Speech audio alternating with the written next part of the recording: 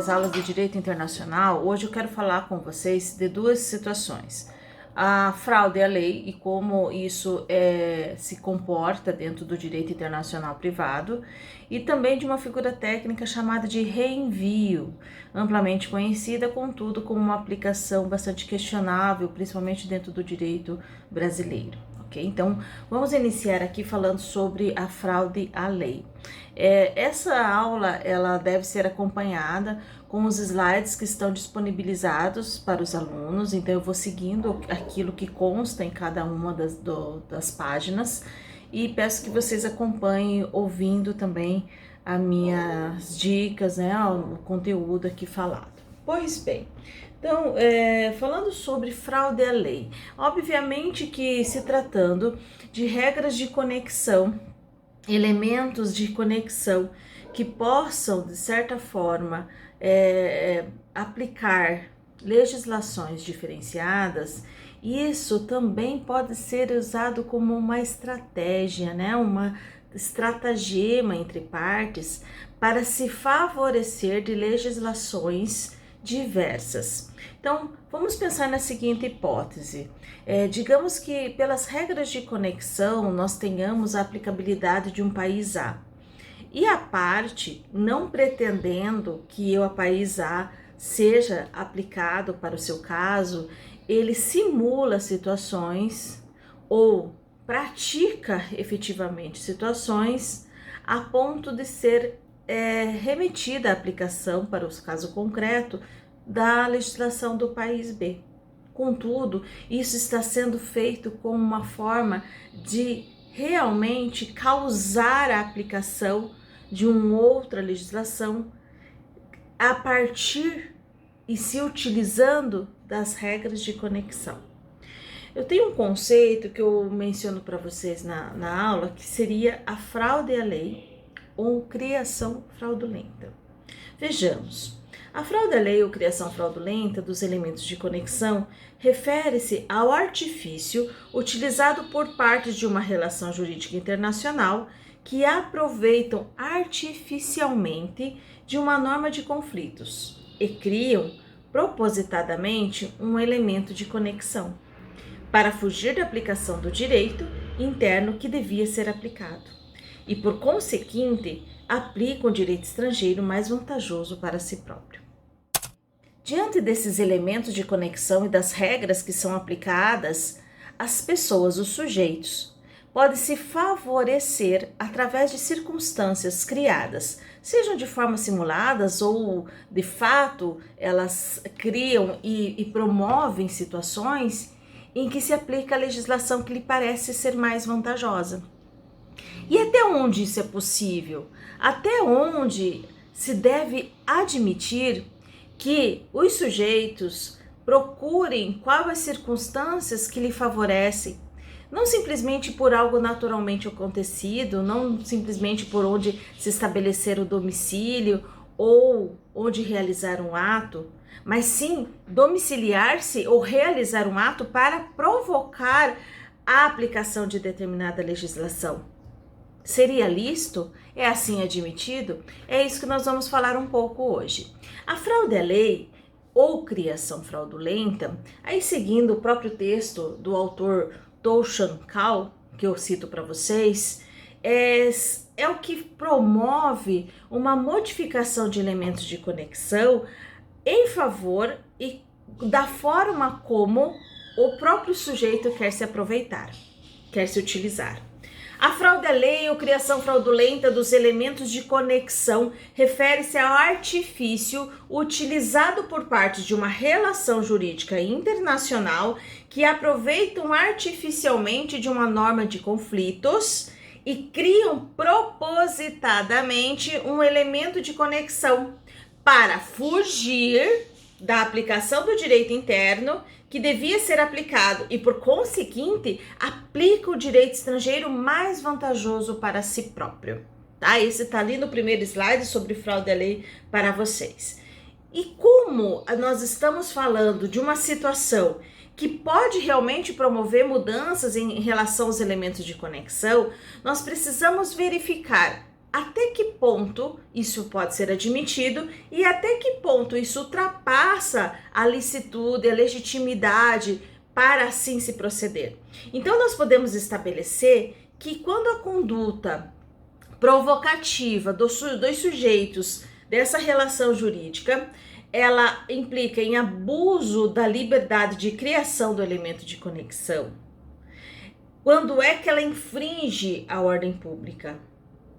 Então, nesse sentido, nós precisamos estabelecer que quando se busca esta vantagem, quando se utiliza desta liberdade de criação de elementos de conexão, o ato pode ser invalidado por fraude à lei. É um princípio moral, portanto, que os fins ilícitos não justificam os meios ilícitos. Na fraude, a lei em direito internacional privado condena-se a lícita alteração de status, por exemplo, da nacionalidade ou do domicílio, se realizada para alcançar um fim ilícito, isto é, a fuga da lei normalmente aplicável. Então, a gente sabe da possibilidade de mudança de nacionalidade, de domicílio e até mesmo do lugar do fato, lugar da fixação do ato, da contração da obrigação. Se isso é feito de uma forma propositada para se alcançar um fim, nesse caso, pode ser considerado abuso suficiente para ser eliminado a possibilidade de eficácia. Quando é que nós podemos dizer que existe um abuso por conta do sujeito? A cada um é lícito mudar elementos como o da nacionalidade ou domicílio. Por exemplo, mas se alguém exerce esse direito com a finalidade exclusiva de fugir do rigor de sua lei pessoal que proíbe estar abusando do direito de mudar a nacionalidade. Acompanhando o que está ali nos slides para vocês, vamos falar um pouquinho do que seria esse abuso, né? Abuso suficiente para que essa situação passe a ser considerada fraude à lei. A cada um é lícito mudar elementos como da nacionalidade ou domicílio, por exemplo. Mas se alguém exerce esse direito com a finalidade exclusiva de fugir do rigor de sua lei pessoal que proíbe, estar abusando do direito de mudar de nacionalidade. E aí eu aponto para vocês o exemplo. No divórcio em países em que é proibido, na investigação de paternidade, na deserdação de filhos, etc. A gente percebe que a fraude à lei ou esses conflitos internacionais, eles estão muito atrelados a questões de família. Principalmente, né, quando a gente fala de fraude à lei, as questões do matrimônio, do divórcio. Então percebe-se que se busca traduzir a sua vontade através dos elementos de conexão que lhes são mais favoráveis. Então, o abuso, ele não acontece por algo natural. O abuso é no sentido de você criar a situação para poder buscar a legislação que lhe é mais vantajosa. E aí, alguns doutrinadores vêm chamar isso de fórum shopping, né? Ou seja, deixa escolher, né? Deixa dentro, como se houvesse uma prateleira de legislações e ele pudesse escolher qual delas lhe é melhor. Então, a partir do momento que se está buscando como se fosse um produto a legislação aplicável, isso não é entendido como algo moral o suficiente para ser acolhido e validado. O fórum shopping é procura de uma jurisdição em que as partes, ou uma delas, pensa que lhe será feita melhor justiça, ou onde terá mais probabilidade de êxito por uma ou outra razão. Então chama-se essa figura de fórum shopping. Ou seja, a partir dessas condutas se percebe que transforma o ato jurídico em um negócio jurídico. Então aquilo que espontaneamente, naturalmente poderia ocorrer por circunstâncias da vida, o sujeito está estabelecendo um negócio jurídico, ou seja, vou criar um domicílio em determinado país, por exemplo, porque aqui me favorece as minhas questões de família, as minhas pretensões em relação ao divórcio, as minhas pretensões em relação à deserdação de filhos e assim por diante. Tudo bem? Neste aspecto, eu peço licença a vocês que me acompanhem na leitura de um caso trazido pelos autores que são referenciados para o estudo de todas as aulas. é o caso Vidal, né? Bastante conhecido, até porque citado por um dos autores mais bem-quistos dentro do direito internacional privado. Caso Vidal. Os esposos Vidal contraíram matrimônio em Paris em 1864. Depois de obter na França separação de corpos, equivalente ao nosso antigo desquite, adquiriram ambos a nacionalidade suíça no cantão de Schaffhausen, em 1874. Em seguida, solicitaram seu divórcio, que lhes foi concedido no mesmo ano.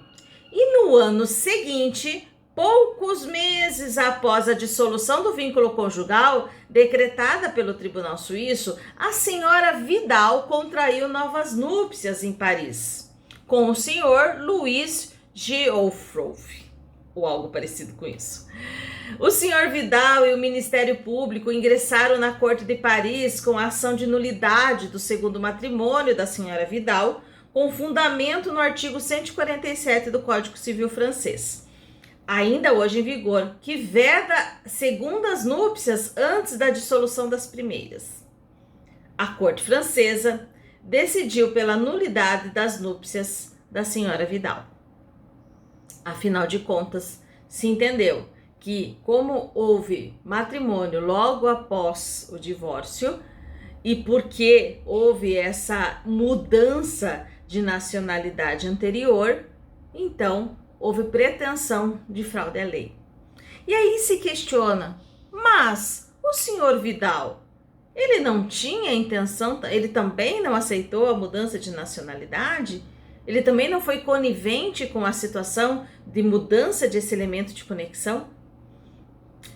Mesmo assim, a corte decidiu pela invalidade, nulidade das novas núpcias, ainda que o senhor Vidal, que foi quem reclamou posteriormente, tenha participado da mudança de nacionalidade.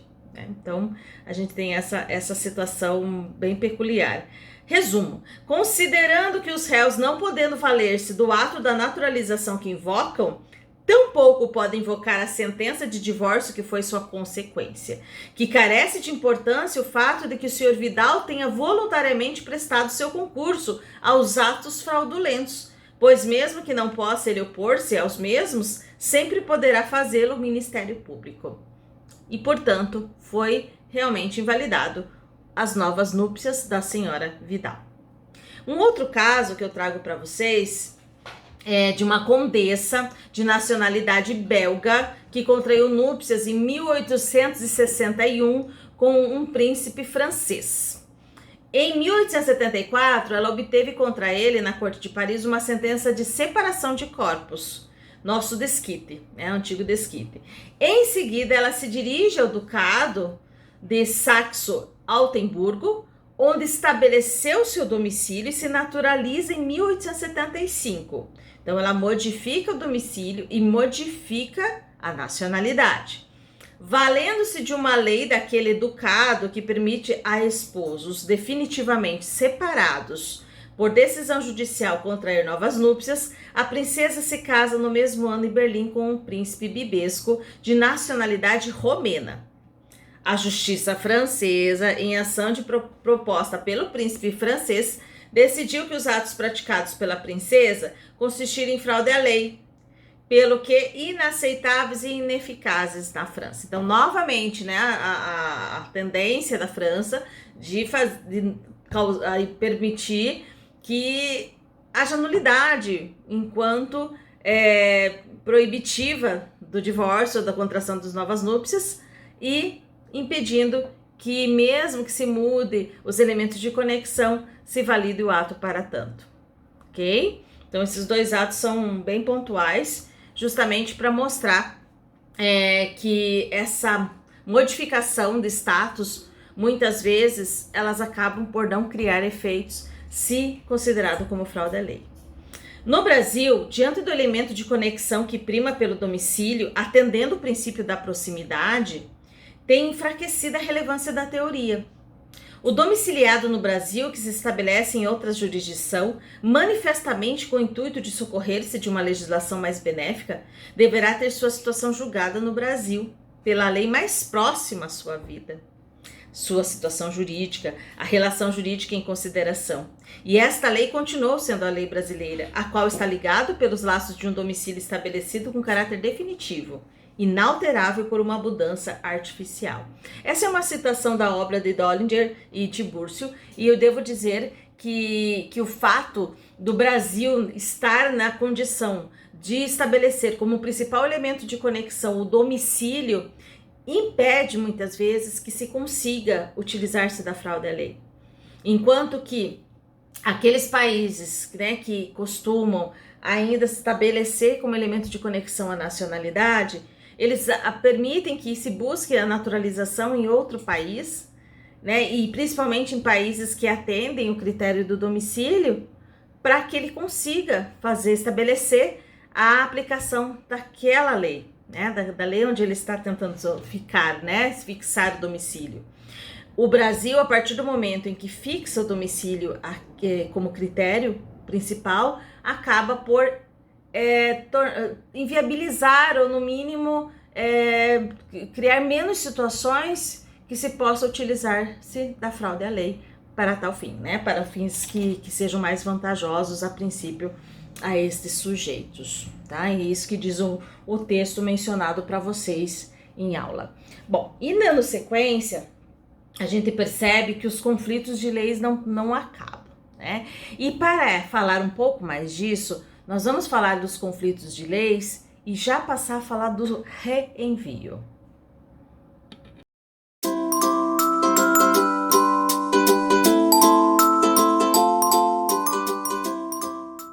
Conflito de leis. Nós devemos perceber que a discrepância, as diferenças normativas de uma legislação estrangeira com uma nacional, obviamente que os conflitos eles irão aparecer diante de casos concretos. Nós também temos que ter ciência de que existe toda uma construção cultural, valorativa, para que se chegue àquela norma e que se diferenciam de um lugar para outro. Quando acontece um conflito de leis, na verdade nós precisamos de critérios de solução, como já falamos em outras aulas. E muitas vezes esses conflitos eles merecem uma observância, né, um debruçar sobre os sistemas de solução de conflitos que são adotados entre um país e outro. Bom, baseando-se nesses conflitos, a doutrina ela separa ou distingue os conflitos de leis em primeiro grau, segundo grau e terceiro grau. É isso que eu quero demonstrar mais ou menos para vocês agora. Acompanhando os slides, nós temos a demonstração do conflito de leis em diversos graus, mencionando que no primeiro grau existe um conflito de leis quando verifica-se recíproca remissão quanto ao direito aplicável. O que significa isso? Num país em que se adota um critério, ele remete à aplicação de uma legislação e naquele país se remete àquele que enviou. Eu coloquei um exemplo para vocês de um país A que nega sua competência à lei, considerando aplicável a lei do país B. E o país B aplica a legislação do país A. Isso acontece quando os critérios, os elementos de conexão acabam sendo diferenciados. Então, se de repente o país A adota o critério da nacionalidade e o país B, que é da onde ele provém, adota o critério do domicílio, e esse domicílio é no país A, nós temos, portanto, um conflito de primeiro grau. Existe uma remissão de um para outro sobre a legislação aplicável. Um segundo grau, né, um conflito de segundo grau, já seria quando dois sistemas jurídicos solucionam o conflito determinando a aplicação de seu próprio direito. Olha só, um exemplo. País onde o mesmo se encontra domiciliado determina a competência da lei do domicílio. E no país da nacionalidade da pessoa indica como aplicável a lex patriae, ou seja, da nacionalidade.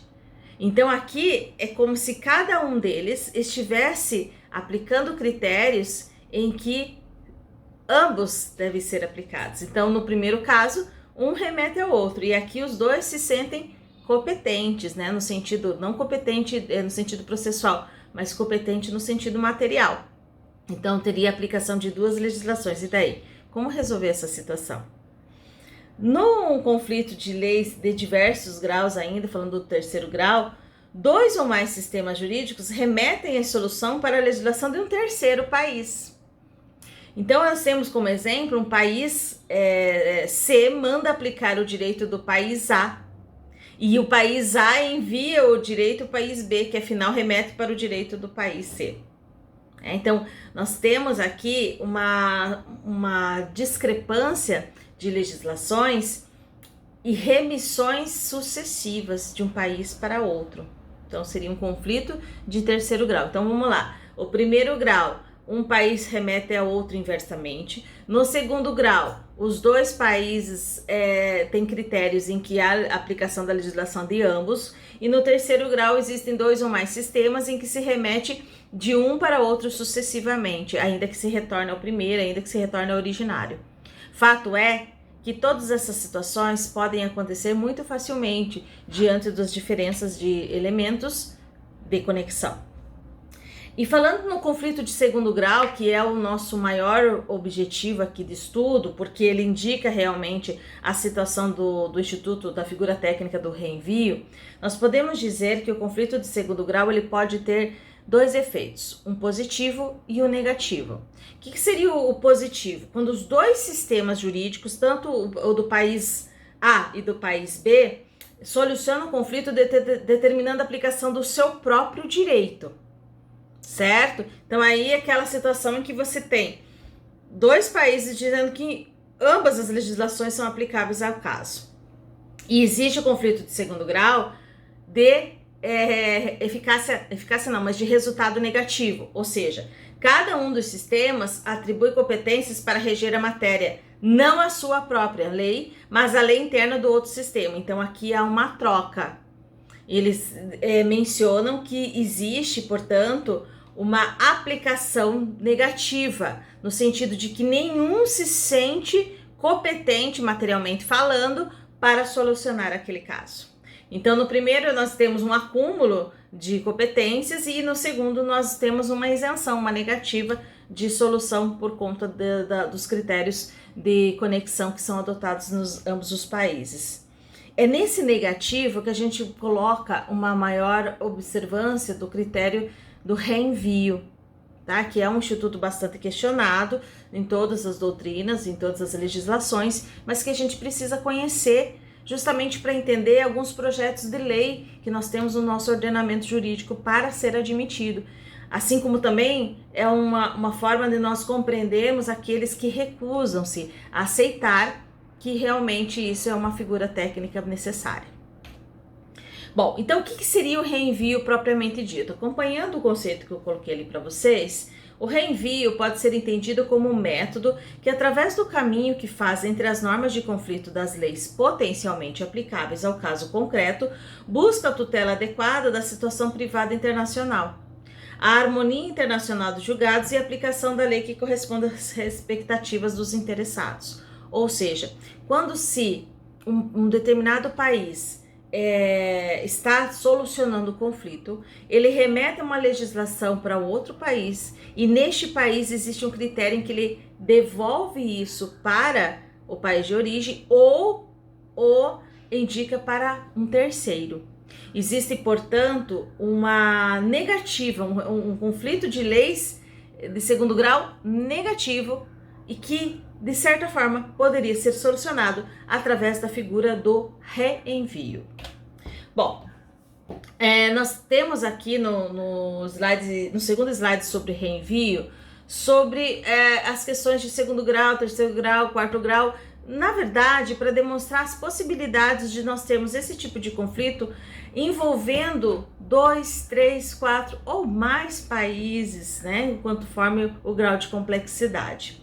Recíproca remissão quanto ao direito aplicável. Nega a competência ao próprio sistema jurídico, mas aceita a aplicação via remissão da lei de direito internacional privado. Então, por exemplo, a gente pode estar falando de uma situação em que o país A que está julgando a demanda ele determina que se aplique a legislação do país B. Só que na legislação do país B, dentro dos seus elementos de conexão, ele determina que seja aplicada a legislação do país A. Tudo bem, nesse primeiro caso, a gente tem uma compreensão melhor e uma solução melhor nesse sentido. Olha só, no reenvio de segundo grau, agora não conflito de segundo grau, mas reenvio de segundo grau, nós temos a hipótese de um país A e um país B. País A não aceita e remete novamente ao A, certo? E aí se aplica o A. Tudo bem? Nessa primeira hipótese. Num reenvio de terceiro grau, o A não aceita e remete a um terceiro estado. Ou seja, A determina por seus elementos de conexão que se aplica a legislação B. A legislação B, ele se remete a um outro país, que é da legislação C. Então, vamos lá, vamos para um exemplo. Digamos que nós estejamos falando de uma situação em que a pessoa, aconteceu um fato no país C, essa pessoa de nacionalidade do B e domiciliada no país do A. O país A remete para o critério da nacionalidade B. Só que lá no país B se remete ao critério do fato, vai para o C. Entenderam? Então a gente tem aí elementos diferentes em cada um dos países e cada um remetendo para outro a legislação. E aí, a princípio, adotando-se o critério do reenvio, se aplica a legislação do país C, nesse último caso mencionado. Bom, e no reenvio de quarto grau? A coisa complicou, né? Então, no reenvio de quarto grau, nós temos lá um país A remete para o país B, não aceita e remete para um terceiro estado, e nesse terceiro estado ele ainda remete para um quarto estado. Vamos pensar numa situação em que o país A, ele remete ao país B, que é do domicílio, o do domicílio remete para o C, que é da nacionalidade, e o C remete para o D, da onde o fato ocorreu. Tá? Então a gente pode ter situações que envolvam ainda assim mais complexidade ainda diante dessa situação de reenvio. E aí aquele que está processando, né, vamos sempre pensar no A como o lugar onde está sendo processado, ele acaba acatando a legislação do D por conta de todas essas remissões. Bom, e aí eu trouxe para vocês alguns casos concretos e peço licença novamente para fazer a leitura, tal qual foi transcrito na obra. No caso Collier versus Rivas, julgado na Inglaterra em 1841, verificou-se pela primeira vez o fenômeno do conflito de segundo grau, de caráter negativo. Tratava-se da sucessão de um inglês que falecera na Bélgica. De acordo com o direito britânico, seu último domicílio fora o belga. Daí sua sucessão reger-se pelo direito deste país, o belga, que não reconhecia a validade dos atos de última vontade firmados pelo falecido. Já pelo direito belga, como o de cujos não obtivera permissão formal do governo local para ali fixar-se em caráter definitivo, seu domicílio legal continuava sendo o inglês. E pela legislação deste país, o ato era válido. A corte britânica aceitou esta remissão do direito belga para o direito inglês e aceitou a manifestação de vontade do falecido. Então percebam o seguinte, a partir do momento que nós não temos critérios muito objetivos sobre o que é o domicílio, como se fixa domicílio, existe essa possibilidade de não ser aceito como tal, não ser aceito somente pelo fato. Então existem alguns países que para ser considerado realmente domiciliado, ele precisa ter realizado algum ato de formalização desse domicílio. É o caso da Bélgica. Então, apesar dessa pessoa de fato poder estar domiciliado no país, o fato de não ter a concessão condicionante para assim se estabelecer, determinou que o seu domicílio fosse realmente a Inglaterra. E aí, qual que foi a decisão, né? O que fundamentou também a decisão para atender esse caráter de reenvio? É o fato de que, se na Bélgica, a princípio, seria aplicado a legislação inglesa, por que não a corte inglesa adotar a sua própria legislação? Então, é mais ou menos nesta linha que se percebeu que era adequado atender essa situação, até porque era um ato de última vontade, então existia ali uma expressão de vontade relevante para ser atendido. Então, neste caso, ele foi como um dos primeiros fenômenos que se percebeu a necessidade de ter esses critérios de solução de conflitos internacionais. Um outro caso bastante mencionado, e percebo que existem vários autores que fazem referência, de Forgo. O Forgo era o filho natural, nasceu na Baviera, Alemanha, viveu na França a partir dos 5 anos de idade, onde morreu aos 68 anos sem deixar testamento. Dono de considerável fortuna em bens móveis, sua sucessão foi reivindicada pelos colaterais de sua mãe, com fundamento na lei bávara, que incluía este grau de colaterais entre os herdeiros, mesmo quando decorrente de uma relação paternal natural, como no caso. Mas como pela lei sucessória francesa, só irmãos e irmãs herdavam em caso de filiação natural, a hipótese era de herança vacante e o Estado francês reivindicou a sucessão para o seu tesouro. Os pretendentes herdariam pela lei bávara, mas não pela lei francesa, tornando-se necessário verificar qual das duas leis se aplicaria. Tanto de acordo com o sistema do direito internacional privado da Baviera, como pelo direito internacional privado francês, a sucessão se regia pela lei do último domicílio do decujus. Ocorre que, de acordo com o artigo 13 do Código Civil francês, a aquisição do domicílio francês dependia da obtenção pelo interessado de um decreto de admissão, o que Forgo não havia solicitado nem obtido, pelo que foi considerado como tendo na França tão somente um domicílio de fato e conservado seu domicílio de direito no local de sua origem, a Baviera. Em consequência, segundo a regra do direito internacional privado francês, sua sucessão deveria ser submetida à lei bávara. Acontece que o direito da Baviera não fazia distinção alguma entre domicílio de fato e domicílio de direito, pelo que Forgo era efetivamente domiciliado na França. E sua sucessão deveria reger-se pelo direito francês. A Corte de Cassação Francesa, julgando o caso em 1878, decidiu aceitar a orientação do direito bávaro, aplicando o direito interno francês, pelo qual o patrimônio de Forgo foi atribuído ao Estado francês. Partindo deste caso, a doutrina francesa construiu a teoria da aceitação do reenvio ordenado pelo direito internacional privado de outro Estado, teoria que foi seguida em muitos julgamentos posteriores. E seguindo a doutrina e jurisprudência francesas, autores e tribunais de muitos países adotaram a doutrina da aceitação do reenvio. Percebam, portanto, que ambos aceitavam o critério do domicílio. A diferença aqui não era nem com relação ao elemento de conexão, era de como se considerava esse elemento validado. De um lado, nós temos a lei da Alemanha, que não diferenciava o domicílio de fato do domicílio de direito. Já o francês precisava da concessão, tal qual o belga que vimos no caso anterior. E isso fez com que houvesse o conflito de qual lei seria aplicado.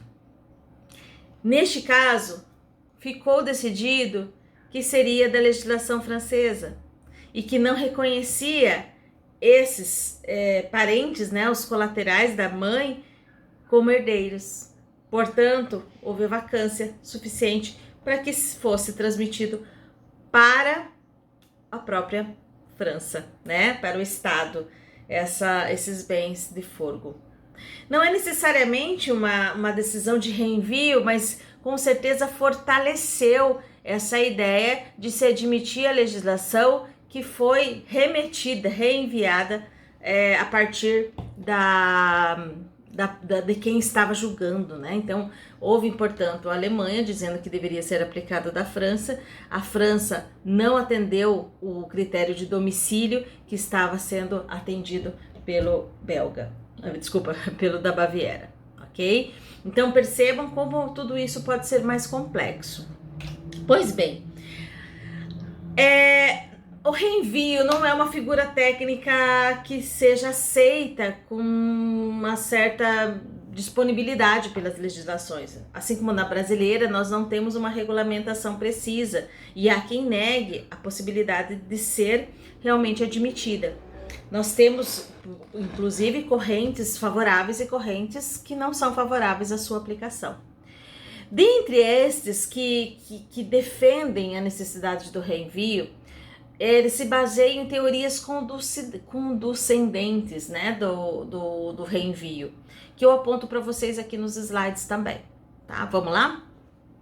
Teoria da subsidiariedade. A teoria da subsidiariedade, basicamente, ela já se percebe em alguns ordenamentos. Eu não estou mencionando que essas teorias sustentam o reenvio, mas são teorias que fortalecem aqueles que defendem o reenvio.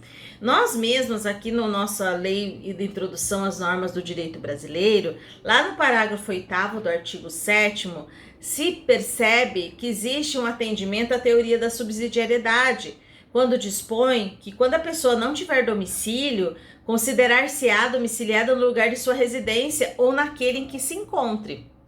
Portanto, existe uma subsidiariedade incerta na nossa legislação para que se atribua a esta pessoa um critério para definir qual a legislação que vai ser aplicável. Acompanhe ali no slide. Existe no direito internacional privado dinâmica de regras de conexão subsidiárias. Os sistemas que aplicam a lei da nacionalidade da pessoa recorrem à lei do domicílio de forma subsidiária, em caso de apatrídia ou de desconhecimento da nacionalidade, ou seja, lex patriae. Os sistemas que aplicam a lei do domicílio recorrem à lei do país da residência, no caso do adômida, assim entendida a pessoa que não tem domicílio, como consta no parágrafo 8º do artigo 7º da Lei de Introdução das Normas do Direito Brasileiro. Portanto, existe subsidiariedade. Se já existe subsidiariedade em relação aos elementos de conexão, quando não se tem, por exemplo, na patrídia, nacionalidade, eu aplico do domicílio. Ou se não tem domicílio, eu aplico ao lugar onde ela está, onde ela se encontre, né? Ou o lugar onde se estabeleceu a última residência. Quer dizer, são critérios que acabam por perceber que o reenvio pode acontecer de toda forma, né? O reenvio pode ser baseado nessa subsidiariedade. Nós temos também a teoria da delegação, em que se permite que haja aplicação de um país delegando-lhe a competência para solucionar essa questão. Acompanhe. Quando a regra do direito internacional privado determina a aplicação do direito de outro país, está delegando-lhe a competência para solucionar a questão. O que este fará via seu próprio direito interno ou via direito de outro país, que poderá ser o direito interno de país enviante ou de terceiro país. No primeiro caso, temos o reenvio de primeiro grau e no segundo caso, o reenvio de segundo grau. Ou seja, pode ter uma situação em que se remete à aplicação de uma legislação alheia e este mesmo país devolve para quem está julgando, aplicando-se a lei interna, a lei do próprio julgador. Assim como outra situação, que é a teoria da delegação, em que se permite, aí já no reenvio de segundo grau, que haja uma aplicação de um terceiro país. E isso é admitido pelo julgador, que está lá na lei, no país A, né, no primeiro que está versando sobre qual legislação deveria ser aplicada, certo? Então, já temos dentro da teoria da delegação propriamente o caráter do reenvio. Na teoria da ordem pública, sempre que o direito estrangeiro indicado pelo direito internacional privado do foro não se considera competente, há de se aplicar a lei da jurisdição do juiz, pois a ordem pública não admite que uma situação jurídica que possua alguma ligação com o foro fique sem regulamentação. Em outras palavras, a ordem pública se opõe a que uma relação de direito fique apátrida, comandando assim o retorno sistemático a lex fori, ou seja, o lugar onde está sendo julgado. É importante observar aqui o seguinte: nós falamos, quando tratamos da ordem pública, que em casos de conflitos deve-se aplicar a lei de onde está sendo julgado, a lei interna, né, do julgador. E isso realmente é uma tendência quando, num caso de reenvio, a gente percebe que é uma negatividade, né, de aplicações. Não se pode negar a aplicação de alguma legislação pura e simplesmente, né? Não se pode deixar a pessoa ao léu, sem nenhum tipo de solução. E aí, dentro da ordem pública, a necessidade dessa solução induz que haja aplicação da lei interna, lex fori, onde ela está sendo processada, ok? A teoria da coordenação dos sistemas, ela é conceituada dentro de um exemplo, mas no final das contas, o que se pretende é que se considere, se leve em conta a estrutura sistemática e legislativa do lugar onde se está remetendo a legislação a ser aplicada.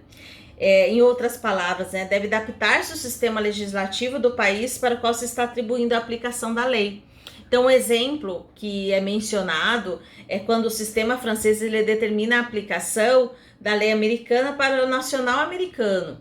Mas ela tem que também considerar que o nacional americano ele está sujeito à aplicação da lei do seu estado, tendo em vista que se trata de um país em que cada estado pode legislar diferentemente numa mesma situação. Então, a necessidade de se coordenar sistematicamente qual é efetivamente a legislação a ser aplicada e aí quando existe diversidade dentro do mesmo país, né, baseado no seu sistema legislativo. E a outra teoria que é mencionada para casos de reenvio é a teoria da minimização dos conflitos. Qual é aquele que permite que haja aí uma harmonia na solução dessas situações.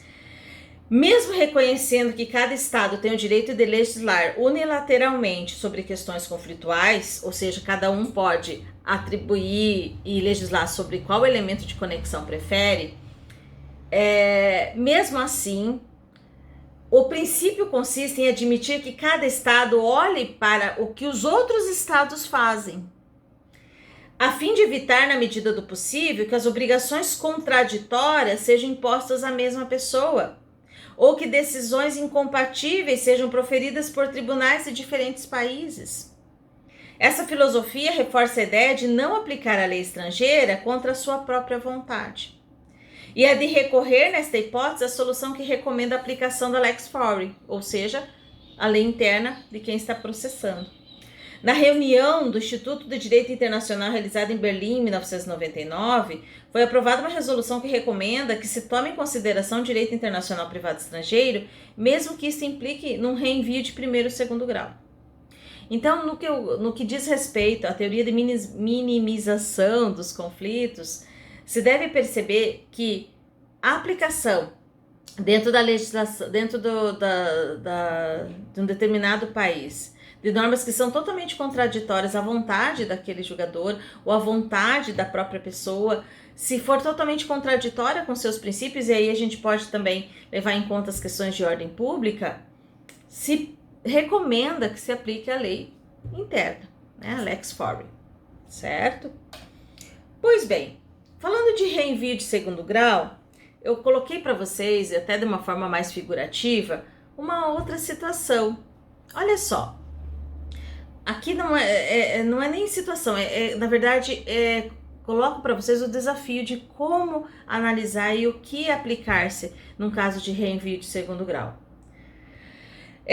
Perceba que existe na figura de reenvio situações em que elas acabam se solucionando de uma forma muito mais viável, principalmente quando, se num país ele adota elementos de conexão em que vai ser aplicado a legislação diversa, e nessa legislação diversa ela devolve, mandando que se aplique aonde está sendo processado, e assim é admitido, a solução está posta e feita, né?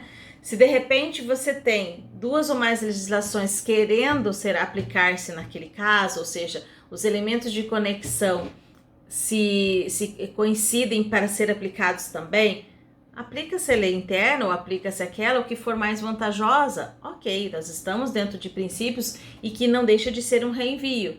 Quando você aceita, por exemplo, que volte-se a aplicação da lei interna por determinação dos elementos de conexão da lei estrangeira. Agora, e quando há uma negativa, né? O efeito negativo que nós havíamos falado no reenvio de segundo grau. E quando a complexidade aumenta, no sentido de que a gente vai ter, baseado em várias situações que envolvam vários países, um seja incompatível com o outro. Então eu coloquei um exemplo para vocês da seguinte forma. Pensem que o tribunal francês está julgando alguma coisa que tenha relação com a capacidade ou status de uma pessoa que tem nacionalidade inglesa, mas que seja domiciliada na Bélgica. Olha só, pelo elemento de conexão e considerando o objeto de conexão da pessoa, vamos pensar lá, questões de capacidade. Se o tribunal francês ou a legislação francesa, ela adota o critério da nacionalidade, ela vai aplicar a legislação inglesa, porque essa pessoa é inglesa. Ocorre que a legislação inglesa, o elemento de conexão para fins de capacidade é a do domicílio. O domicílio é a Bélgica. Na Bélgica, o elemento de conexão para fins de capacidade é a nacionalidade. Volta para a inglesa. E aí, o que fazer? O que o tribunal francês faz neste caso? O tribunal francês adota o critério da nacionalidade, remetendo à aplicação da legislação inglesa. Na legislação inglesa, a capacidade é definida pelo domicílio. O domicílio da pessoa é na Bélgica e na Bélgica o critério de capacidade, o elemento de conexão é novamente a nacionalidade, volta para o inglês. E o inglês diz que é o domicílio.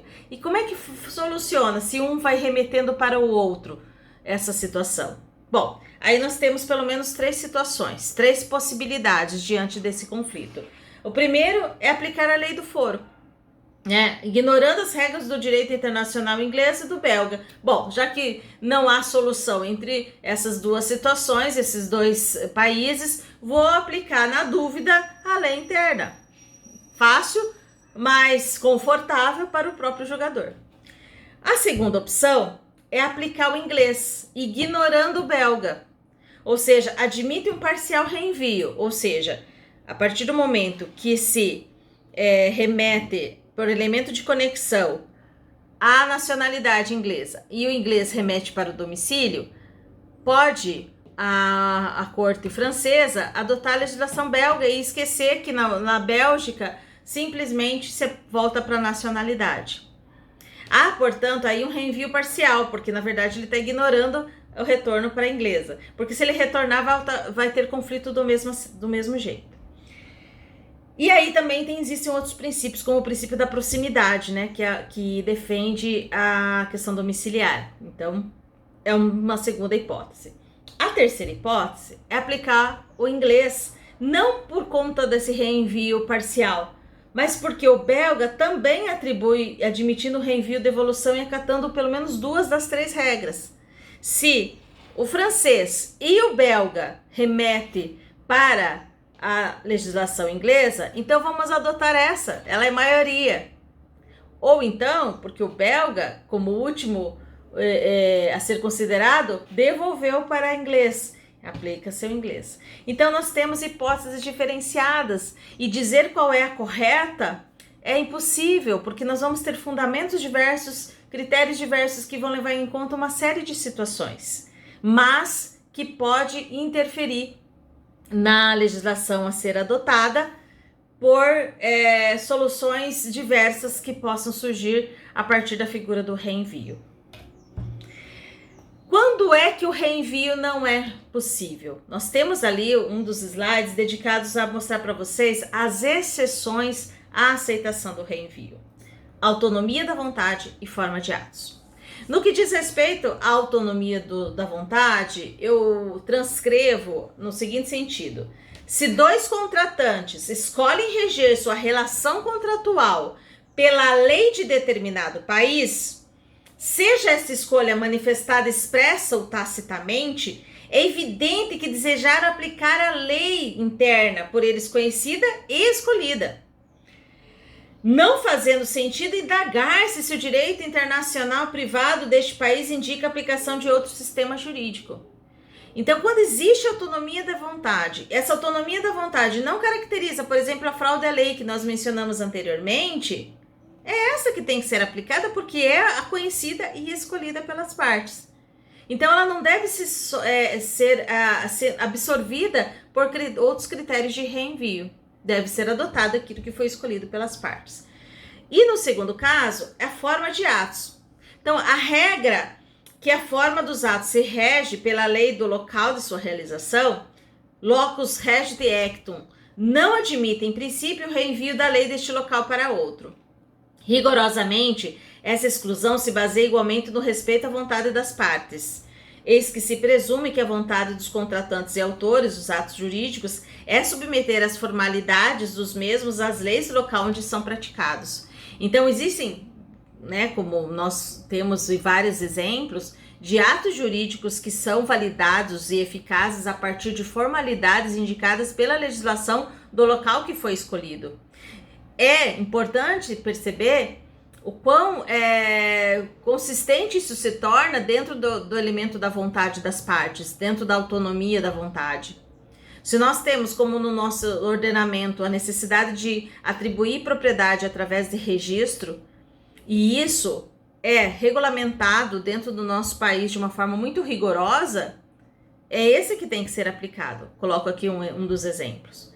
Eu não posso pensar por conta de figuras de reenvio, de adotar propriedades que tenham sido adquiridas de formas diferentes da nossa legislação.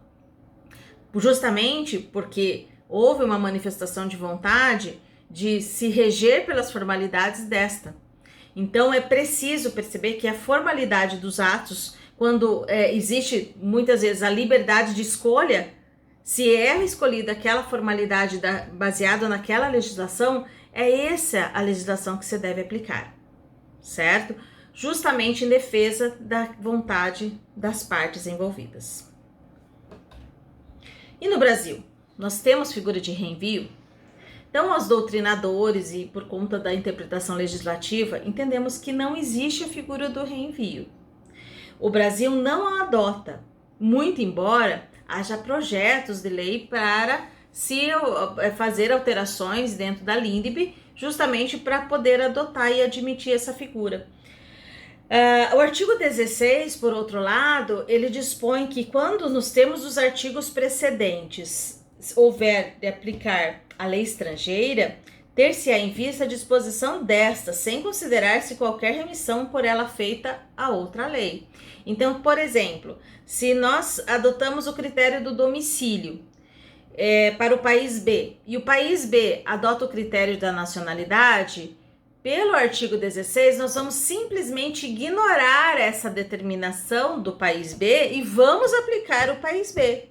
Nós não vamos aceitar o critério do reenvio, certo? Então, aqui nós temos, aqui a capacidade é do país em que está domiciliado.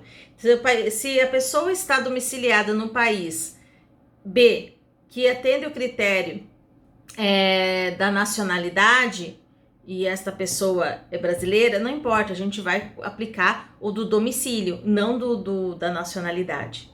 Não acatando, portanto, o reenvio que fosse causado pela legislação estrangeira, certo? Portanto, pessoal, eu falo um pouco para vocês sobre essas duas figuras, a fraude à lei e também o reenvio, e fico à disposição para dúvidas e quaisquer outros comentários que vocês possa ir surgir, tá certo? Muito obrigada e até a próxima aula!